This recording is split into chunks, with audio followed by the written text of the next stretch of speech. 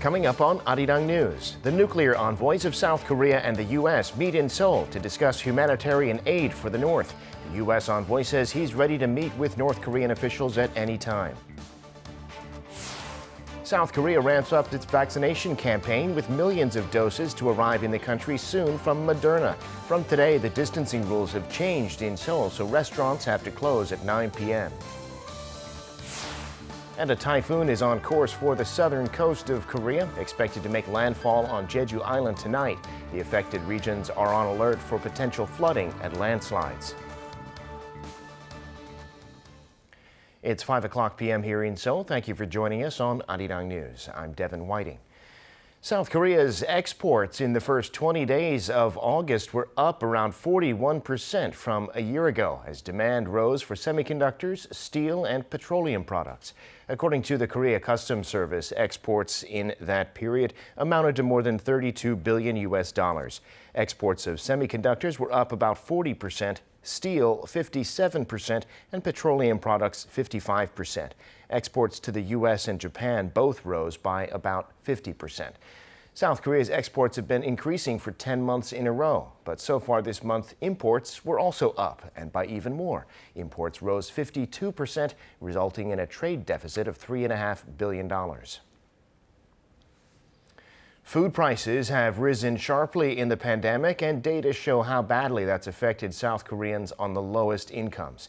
Data from Statistics Korea for April to June show that households in the bottom 20% of incomes spent an average of 244,000 won a month on food and non-alcoholic beverages. That's about $208. And from a year earlier, it's an increase of 12%. In that income group, food accounts for over a fifth of their total spending. For the highest income bracket, by contrast, spending on food rose only 1.2%. Global car sales were down overall in the first half of the year, but sales of eco-friendly cars more than doubled. The Korea Automotive Technology Institute says sales of eco-friendly cars worldwide rose by 125% on year. 4.9 million eco-friendly cars were sold over that period. And from the previous 6-month period, the latter half of 2020, that was an increase of 23%. Global vehicle sales overall, though, were down from the second half of 2020 by about 6%. The decline was mainly due to the shortage of semiconductors. Hyundai Motor has brought to Korea an exhibition featuring the most advanced robots of the kind that we'll be seeing more of in our everyday lives. It's called Hello Robot, Design Between Human and Machine. It was a big hit in several European countries, and now it's in Busan. It explores the latest robotics technology and examines our relationship with robots and where we could be headed. Min Soo-kyun reports. What was your first experience with a robot? Do we need robots? Do you trust robots? This exhibition throws 14 essential questions about robots and their roles in human life. The exhibition, Hello Robot, Design Between Human and Machine, has arrived in Busan in collaboration with Hyundai Motor Company. Featuring over 200 exhibits, it not only lets visitors admire the latest in robot technology, but gives them the chance to explore our relationship with machines. It shows a wide variety of forms that robots take today and how they're used or could be used at home, work, and in the medical field. The exhibition questions how we choose to deal with these new technologies and makes us reflect on our thoughts about robots. I think robot development for healthcare and medicine is progressing well in that it's helping people get better, both physically and psychologically. But I would feel a little bit different if we had like robot dogs and not real dogs to interact with. I would like my child to interact with something real instead. Currently on display at Hyundai Motor Studio Busan are some of Hyundai's robots, such as Tari, a service robot equipped with artificial intelligence, and Max, a medical wearable robot that helps people walk. Others include Boston Dynamics dancing robot, Spot and Atlas, who you might have seen dancing with K-pop stars BTS. The reason why we present the robots from Hyundai Motor and Boston Dynamics as part of the Hello Robot exhibition is to introduce the kind of robots that Hyundai is preparing and looking into. Hyundai Motor has shown growing interest in the future mobility business such as self-driving vehicles, flying cars, and robotics over the past few years. In November, the country's top automaker said it would invest about $1.3 billion in robotics by 2025, and in June, Hyundai Motor completed its acquisition of American engineering and robotics design company Boston Dynamics. Following its Asia debut in Busan, the exhibition Hello Robot will be held at Hyundai Motor Studio Beijing from December this year. Min Suk-hyun, Arirang News, Busan. The labor union of Seoul Metro, which runs much of the city's subway system, is warning of a walkout next month if the city-owned company goes ahead with plans to fire workers and freeze pay to make up for a growing deficit. The union on Monday called on authorities to cancel those plans. The union argues that the financial losses are mainly caused by free rides for senior citizens and a freeze on the subway fare since 2015. Along with subway workers in Seoul, unions in 4 other cities have overwhelmingly voted to go on strike from September 14th if their demands are not met.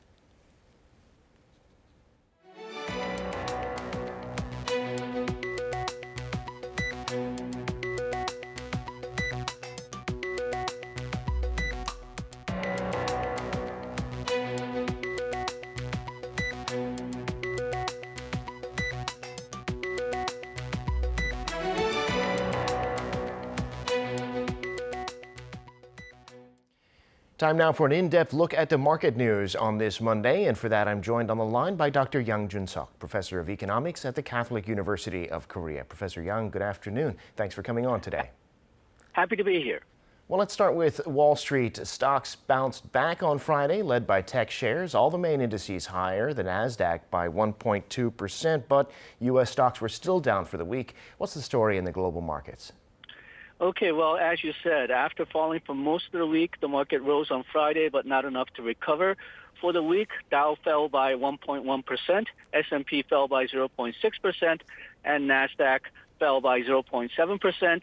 The fall in the stock market was due to the Fed minutes for July being released on Tuesday, and the minutes show that majority of the Fed members favored tapering within the year. Now, frankly, this is not much of a surprise, I think. I think most people were expecting tapering to begin somewhat at the end of the year or beginning of next year, but markets seem to be not taking this news very well. This type of tapering to begin fairly soon has not been baked into the expectations, and that is somewhat surprising. But perhaps because the markets are nervous, because the markets are now thought to be overvalued because of excess liquidity in the market, that these type of concerns about when the tapering begins have such a big effect on the market, even when people more or less expect it. The European markets move similarly to the New York markets. It was down most of the week, but it recovered on Friday, and it's continuing to rise in early trading today. Asian markets, the Shanghai market, Hang Seng and Nikkei, given that last Friday's Asian markets ended before U.S. Friday markets begun, the recovery that we've seen on Friday in the United States are coming around to the Asian markets today. All the Asian markets have been rising today. But for this week, the stock investors will likely take a calm down and see what's going to happen in the Jackson Hole meeting that's scheduled to take place this week. Right. Let's talk a little bit more about that meeting. This, of course, is the Federal Reserve's annual policy conference. Normally they meet in Jackson Hole, Wyoming, but it'll be online this year, and everyone is watching what Chairman Powell says about tapering in his speech there. What are you going to be watching at the Fed's annual retreat? Okay, well, you have to remember that this is more or less a seminar for central bankers, academics, and private bankers. So it's not really a policy meeting, but still there will be many lectures by central bank researchers, including Fed researchers and academics. And Fed chairman's speech, often it's fairly technical, but it hints at future policies, so that's where everybody is looking at. The market analysts are divided on whether Fed Chairman Powell will actually announce when the tapering will start at the Jackson Hole meeting, but he is likely to emphasize that tapering is likely to begin soon. The Fed is seeking soft landing for stocks, financial markets, both in U.S. and globally, and currency markets. So it will continue to give hints about tapering until the expectations are baked in. Looking at last Friday's numbers, the U.S. stock markets, comparing it to pre-corona 2020 first quarter highs, Dow is 19% above last year's first quarter highs. S&P is 31% above. NASDAQ is whopping 50% above. And a lot of that numbers are going to fall, but obviously we don't want it to fall very quickly. Similarly, U.S. housing prices over the last year has gone up by 12.6% according to OECD. The housing price index, the Case-Shiller index, according to Professor Schiller, is right now the highest it's been since the subprime mortgage shock. So again, we want those prices to fall down slowly. So likely the Chairman Powell and other central bankers who are going to make presentations on the Jackson Hole meeting will continue to give signals that tapering will begin fairly soon, probably likely before the end of the year. But they also don't want to give too solid a signals because they don't want to have a rapid fall in these prices. They don't want to have a taper tantrum like we saw in 2013. Now, the lectures, as I said, are academic, research-oriented, so lectures are bound to include material on how to taper, not only when the tapering will begin, but how monthly purchases of $120 billion per month will be reduced and how long it will take for the purchases to go to zero, and when and for how long the Fed will start selling the bonds that it has bought. These technical details may help calm the markets once the tapering actually begins. Well, it'll be interesting to see, and we'll be watching that, of course, closely. Now, it's been a rough couple of weeks in the Korean market, but local stocks were back up today on Friday's Wall Street bump. Chip makers, some financials, bio leading the gains. Foreign investors returned to buying today, at least on the KOSDAQ. Tell us about the domestic market. Okay, well, KOSPI ended today at 3,090.21. As you said, it went up by about 0.4%. Institutions bought, individuals and foreigners sold. KOSDAQ ended at 993.818. It went up by 2.6%. Institutions and foreigners bought and individuals sold. Basically, the reason that we had falling markets for so long was that foreigners were selling, and that's partially because of concerns about tapering. They want to get back into the U.S. markets in case that there is a taper tantrum. Another reason was that semiconductors, not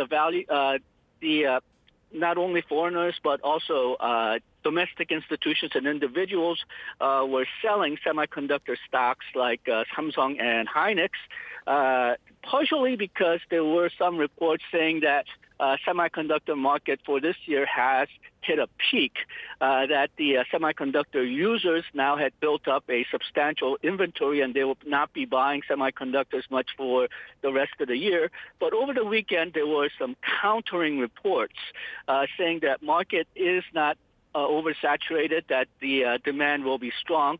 So we were hoping that Samsung and Hynix would make up some of the losses today, and it did start out very strongly, but in the end, Samsung returned to the starting price of 73,300 won, and SK Hynix fell by 0.5% at the closing of today. And another big mover today was LG Chemicals, the electronic vehicle battery maker.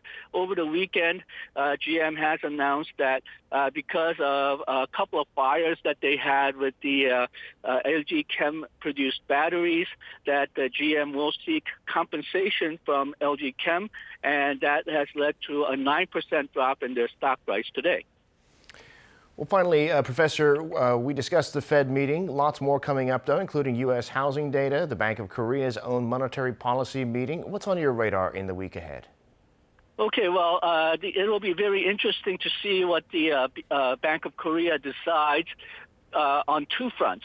The first is a lot of people, including myself, are expecting the BOK to raise the interest rates, and there are some substantial number of analysts who believe that the BOK will not raise the rates because of the new Delta variant spreading.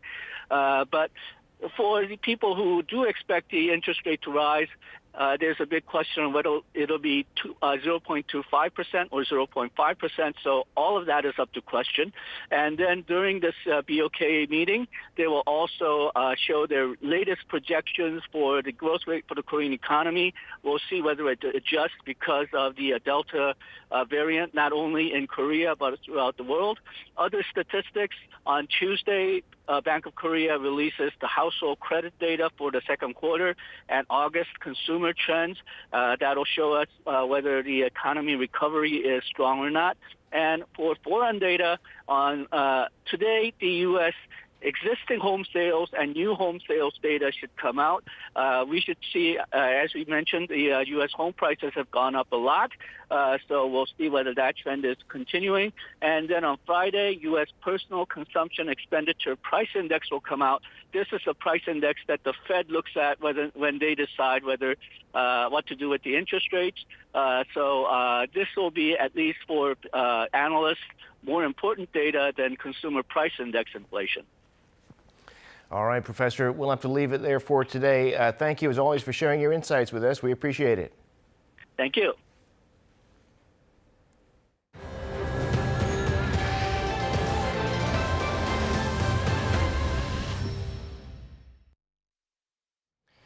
The chief nuclear negotiators of South Korea and the U.S. met for talks today in Seoul discussing humanitarian aid for North Korea. The U.S. envoy said he's ready to meet with North Korean officials anywhere at any time. This comes as the North protests the allies' joint military drills. Yoon Jung-min reports.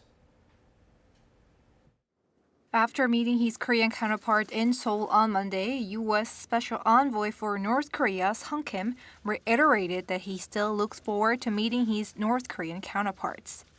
The U.S., he said, does not have hostile intent towards the North. They discussed ways to manage affairs on the peninsula in a stable way amid protests from the North regarding the allies' joint military exercises.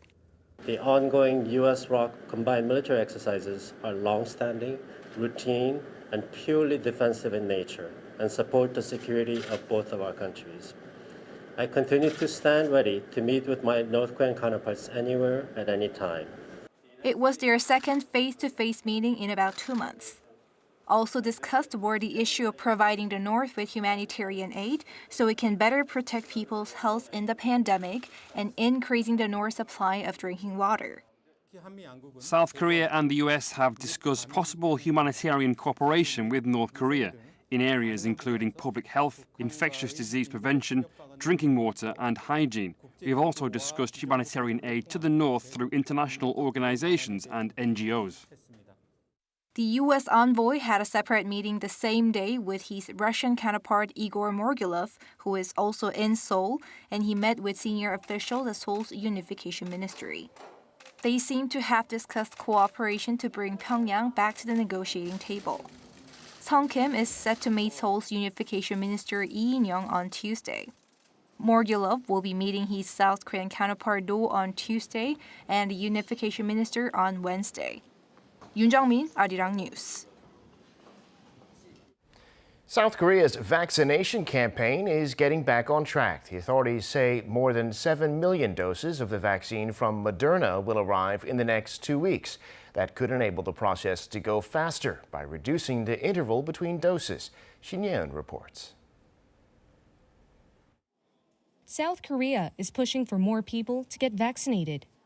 Health authorities on Monday said the latest data shows that vaccines prevent critical symptoms by 85% and deaths by 97%. They added that more than 93% of new COVID-19 patients from May to July turned out to have not had any COVID-19 jabs. The health authorities say Moderna will be sending more than 7 million doses in the next 2 weeks. More than 1 million doses arrived on Monday. This comes just weeks after Moderna sent less than half of the promised 8.5 million doses for August due to manufacturing issues. But now the rollout is back on track. The authorities are thinking of reducing the interval between the first and second jabs of Moderna and Pfizer shots from 6 weeks back to 4 weeks. And Arirang asked a few health experts whether a 2-week difference would be effective against tackling the fourth wave of the pandemic. One expert said he's in favor of shortening the interval by an extra 2 weeks. If we switch the interval from 6 weeks to 4 weeks, the time one is protected against COVID-19 only from their first jab becomes shorter. And we've witnessed that receiving only one jab isn't effective against the Delta variant. So I think it's good to shorten the interval between first and second jabs because we will then be able to return to a much more relaxed future and social activities. Authorities will make their decisions in September once they review the country's vaccine supply and the reservation status at different clinics. Meanwhile, South Korea on Monday reported 1,418 new cases, and some local hospitals in Daejeon and Sejong City reported a shortage of hospital beds, preventing them from taking in more patients. But authorities say that though there might be a shortage in certain cities, on a provincial scale, there are enough beds to take in critical patients. 신예은, Arirang News. Daily case numbers have not come down significantly, and so from today, the distancing rules have been strengthened for the next 2 weeks. In areas at level 4, like Seoul and Busan, cafes and restaurants now have to close by 9 p.m., which is an hour earlier than before. In areas at level 3, they have to close at 10. Convenience stores will be subject to that rule as well when it comes to eating or drinking inside the store.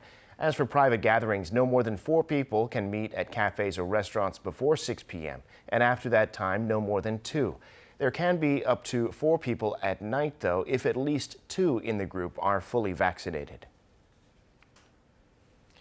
A typhoon is on its way to the Korean Peninsula and is expected to hit the southern coast tonight. In the affected regions, there's the risk of flooding and landslides. With more, we have our Choi Won-jong on the line. Won-jong, tell us about this typhoon. Devon, Typhoon Omais is slowly making its way towards South Korea right now. According to the National Weather Agency, as of 3 o'clock this afternoon, the typhoon was around 230 kilometers southwest of Jeju Island, slowly moving at 46 kilometers per hour with a pressure of 996 hectopascal.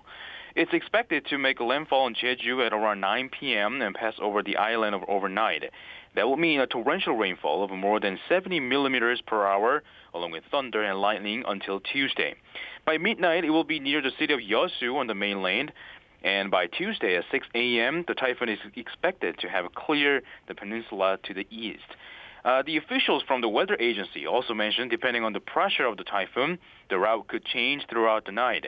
And I'll point out that the Typhoon Omais is not projected to make a direct hit on the Seoul area, but will bring some rain through Tuesday. Right, and Won-jong, the most severely affected regions have issued alerts to their residents because of the danger of the strong winds and heavy rain. Tell us about that. That's right. The Busan, the southern port city, is expecting to hit with a heavy rainfall of more than 70 millimeters per hour, and as much as up to 400 millimeters until Tuesday. That's why the local government in Busan decided to activate its emergency prevention system on Monday, alerting people about potential damage from flooding, strong winds, and landslides. Also on Jeju Island, the heavy rain has already caused flights to be canceled as well as ferries. And President Moon Jae-in today urged each local government to stay alert and minimize the damage as much as possible. And Moon also stressed the importance of making sure that each COVID-19 testing center and vaccination center is able to operate. All right, Choi Won-jong keeping an eye on that typhoon for us. Thank you for that. And that'll bring us to the end of this newscast. Thank you for watching. More live news coming your way at 7 p.m. Korea time.